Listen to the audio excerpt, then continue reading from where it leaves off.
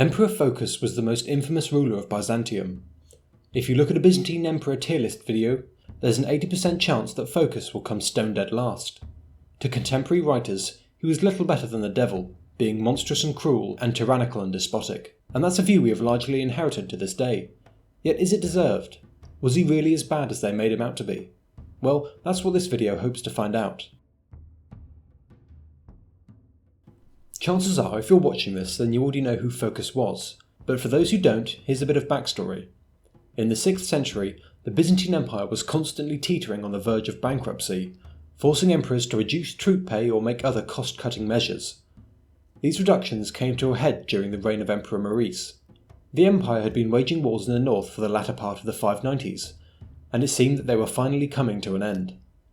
Then Maurice ordered that the soldiers should spend the winter north of the Danube.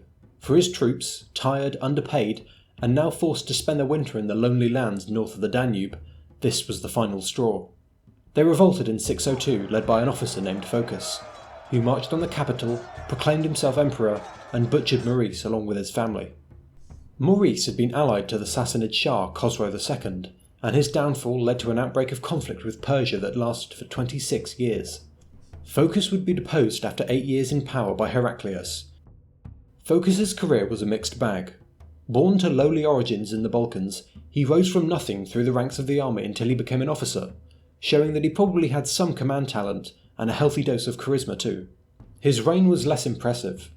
He inaugurated it with the wholesale slaughter of the previous imperial house, although to be fair, purges were to be expected of usurpations, and Phocas was actually fairly lenient for the first few years of his reign, but he did become more paranoid as his reign progressed. But does he deserve his truly terrible reputation?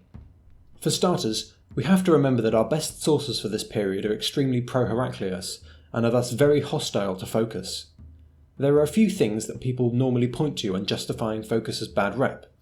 1. The execution of Maurice. 2. The war with Persia that Maurice's death started. 3. His general incompetence and cruelty. And 4. His own brutal downfall at the hands of Heraclius. Each of these points has more nuance than many people make it seem, so I'll start from the top. Phocas's usurpation directly led to 2.5 decades of war with Persia, and after the war was all said and done, Byzantium was left in a very weak position. However, it should be remembered that Maurice was not blameless in his own downfall, for the old emperor was both unpopular and seemingly always bankrupt. Not that I'm saying that the empire's bad economic situation was Maurice's fault, but his decision to have the troops spend the winter in bad conditions and his cost-cutting schemes directly resulted in the mutiny.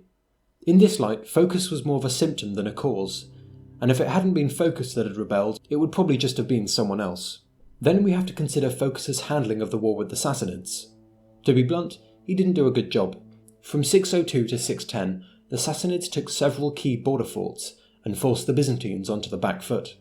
However, the main Byzantine collapse only occurred after his reign had ended, and one of the main reasons the Sassanids were able to begin making large incursions was due to several revolts against Phocas.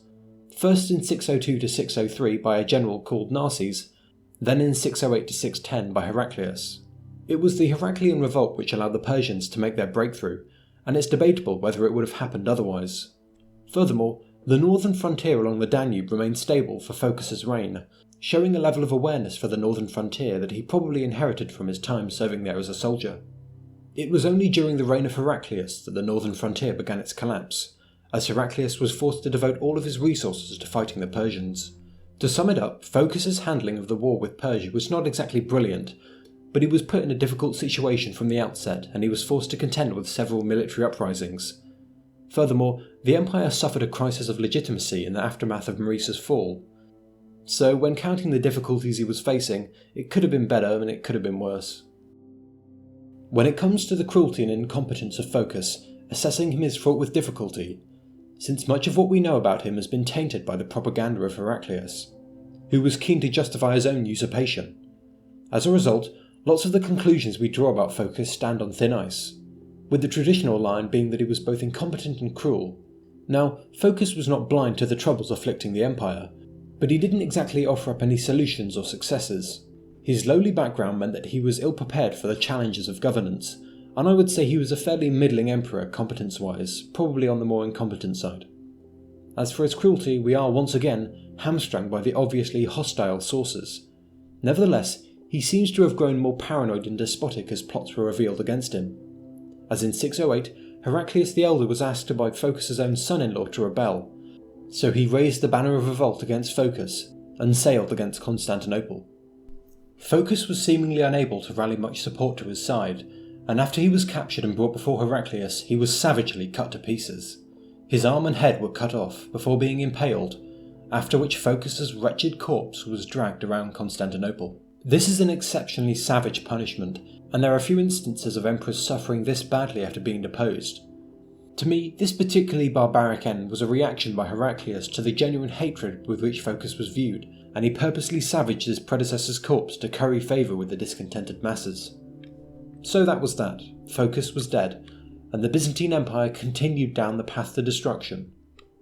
This video is not meant as a Phocas apologetic, but rather to simply add some nuance to the life of a poorly understood and even more poorly evaluated emperor. On the whole, was Phocas a good emperor? Not really. But was he as bad as people make him out to be? Well, I wouldn't say so. Anyway, that's all for now.